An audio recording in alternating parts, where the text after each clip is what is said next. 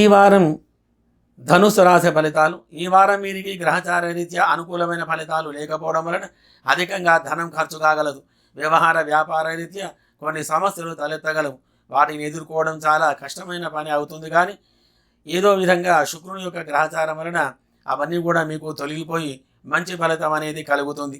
మీ జీవిత భాగస్వామితో కొద్దిగా మనస్పర్ధలు ఏర్పడగలవు. అధైర్యం కలిగి ఎక్కువగా ఇబ్బందులకు మీరు గురి కావలసి వస్తుంది. వ్యాపారములు, నూతన వ్యాపారములు చేయడం వలన ధన నష్టం ఎక్కువగా కలుగుతుంది. అధికారుల వలన ఇబ్బందులు కలిగి ఉన్నతమైనటువంటి పదవులకు ఆటంకాలు కలుగుతూ ఉంటాయి. వ్యవహారం గురించే కానీ, వ్యాపారం గురించే కానీ, విద్య గురించే కానీ విదేశాలు వెళ్ళేవారికి ఈ వారం అనుకూలంగా లేనందున వచ్చే వారం ప్రయత్నం చేసిన మంచి లాభం అనేది కలుగుతుంది.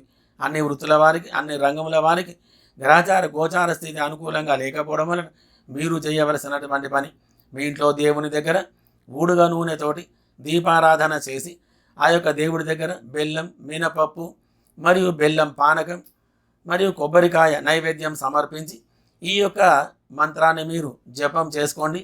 ఓం గురుదేవాయ మమ అభీష్ట సిద్ధిం కురుకురు స్వాహ అనేటువంటి మంత్రాన్ని మీరు జపం చెయ్యండి.